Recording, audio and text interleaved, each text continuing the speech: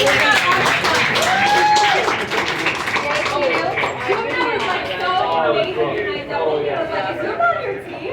I was like, yes, Luna is my team. I'm excited to have your team and you organized a great campaign. I'm so impressed and I'm happy for you.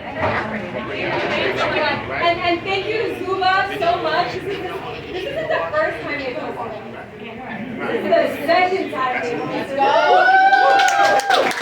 That's how you know Zuba is the real deal. And I will tell you, we got maps, right? We got new maps. Does everybody know we got redistricting? Yeah, Hannah looks like she got surprised. She understands the pain. But I will tell you that the happiest moment of redistricting for me is when I learned that Zuba was in the district now.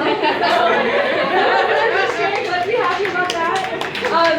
But okay, so first of all, thank you all so much for being here. Thank you for breaking fast with us. For those of you who are new to Ramadan, welcome.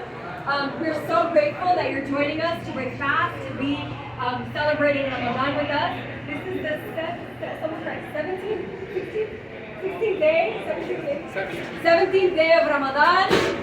And so we're way more than halfway there. It's been a beautiful month campaigning, fasting, during Ramadan. It's quite the challenge, but I know I met some of y'all at Kahwa House.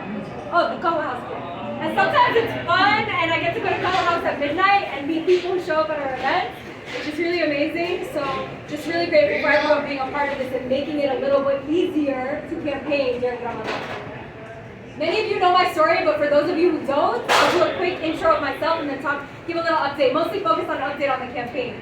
But I need to shout out that my mom is here, my dad is here, I didn't know he was here, my sister Jenna is here, and my uncle Ala is here, so like my whole family is here. And of course my husband's here too. Cool, so just really grateful for my family for supporting me in this process, because that's also that's been such an incredible part of this, is to have my family have our back in every single way to show up for us. And people oftentimes ask me why I'm running in this race, why I'm taking on a 3-decade-long incumbent who has mad. That's a really good question. Like, why would someone decide to jump into a race to run for Congress?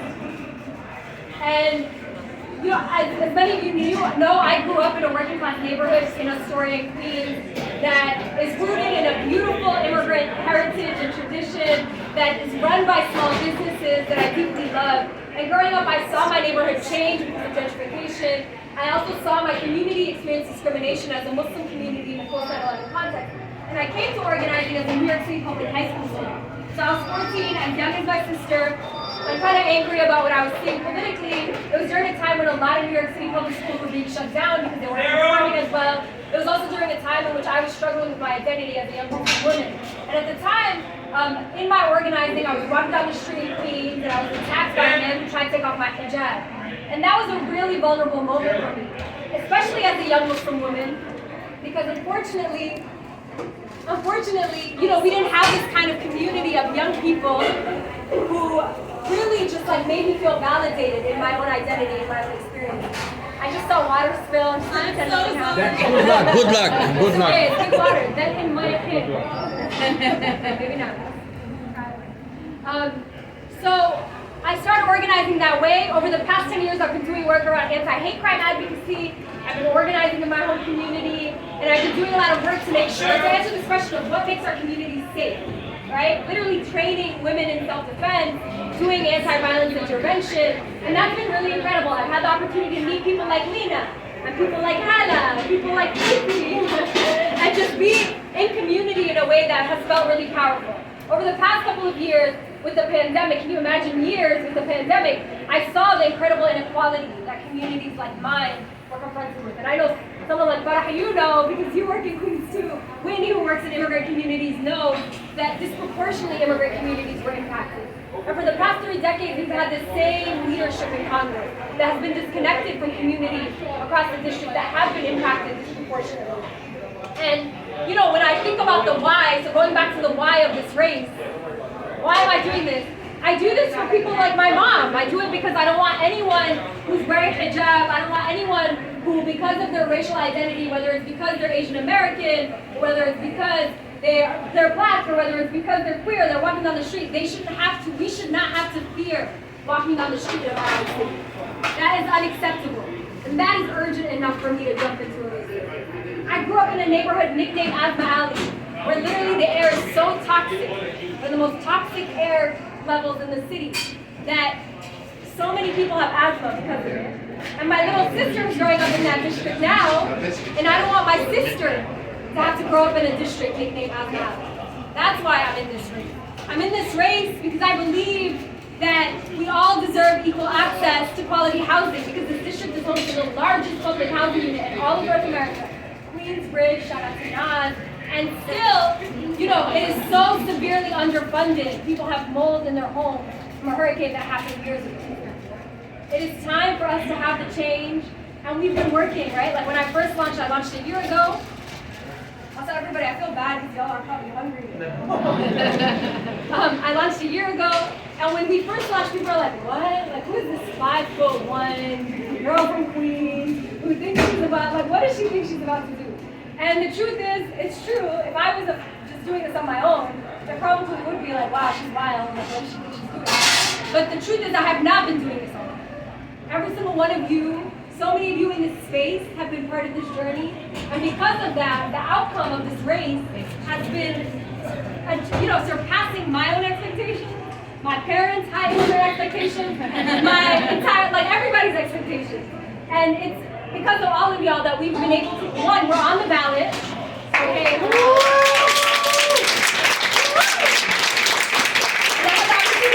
I met you when we were petitioning, and then you while we were petitioning, you gave me so much great energy and advice, and and so much good, you're like, cool.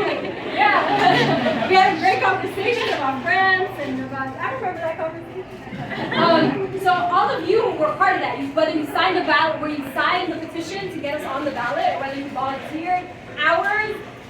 Someone's here who volunteered. Oh, you volunteered so many hours to get us on the ballot. Thank you. To actually get us on the ballot, it's all because of y'all. Whether it's you donated to the campaign, thank you for coming and being part of this fundraiser. Running a race is expensive. I say this before. It is hard. I'm 28. All my friends are broke. That's the truth.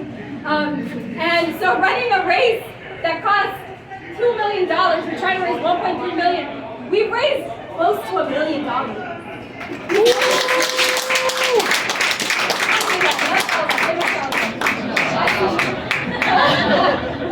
He was like, whoa, that's jinxie in the whole month of Ramadan.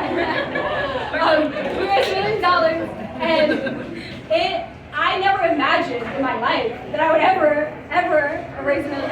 But guess what? 90% of that money is small dollars. We raised from thousands of people. Like, our average contribution is it's like $60. We're not raising exorbitant amount of money. It's literally the amount of people who are backing our campaign. So that's how we're running this race. We're running in coalition. I see Whitney here with Chuck. So we have dozens of political organizations, and it's not just an endorsement. It's like literally Whitney's on the phone calling other political organizations and being like, have y'all heard about Ronald? And trying to get them to be part of our coalition too. And that's why I knocked out too. Muslim Action Network and Muslim Dance Club of New York. And literally creating this coalition of organizations that are part of our movement. And I say all that to say, we have 2 months. What's today? 18. Let me all know. 18. Guess when early voting starts? June what? June 3rd. Wrong. Close. June 8th. I was not ready. June 10th. Sometimes y'all come on. June 18th. July 18th. I tried to set it up for y'all. So we're exactly 2 months away from one of the biggest opportunities we have, truly, to get someone who didn't even win by the majority of the vote last cycle. Like, this is a possible race we can win. How are we going to do it? With each and every single one of you. I cannot do this alone. I really cannot. And so I need all of you to be a part of this. I'm so grateful you're already a part of this. If you have not signed up to volunteer, there's a QR code right there. You should scan it, put your info, we will call you. We will not sell your data, I promise. I got you.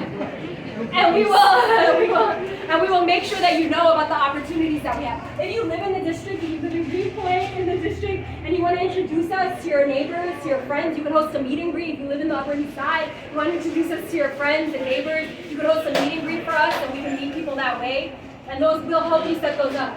And then of course, Sara is grilling me right now. She's like, you're not making the real ask. So I'm gonna make the real ask. And of course, we need to raise $300,000. Which is wild. We need to raise $300,000 in 2 months. Isn't that wild? Yeah, yes, maybe.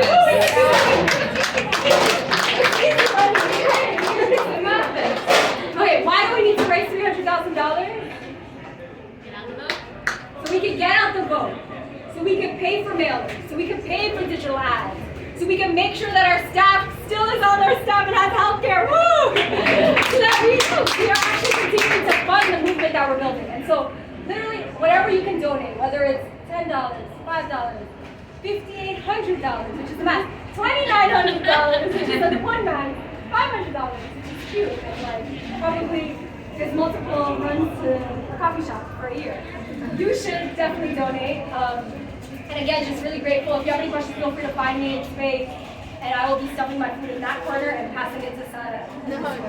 She actually wanted to build on that act, but I actually think that was really good. So I appreciate it. No, but I'll just build on it to tell you all how to donate. So number one, right, the QR codes to volunteer are here, and then there are some similar looking QR codes on the tables as well. With me is modeling right here. So if y'all want to go ahead and like maybe double up on like right your ticket cost, right? If you pay $20 to be here, you think you can chip in another 20. That'd be so amazing, and it would go a really long way, right? This is people powered. It's extremely grassroots, which is very different than what we can say for opponents. And so we really, really do appreciate the support as well.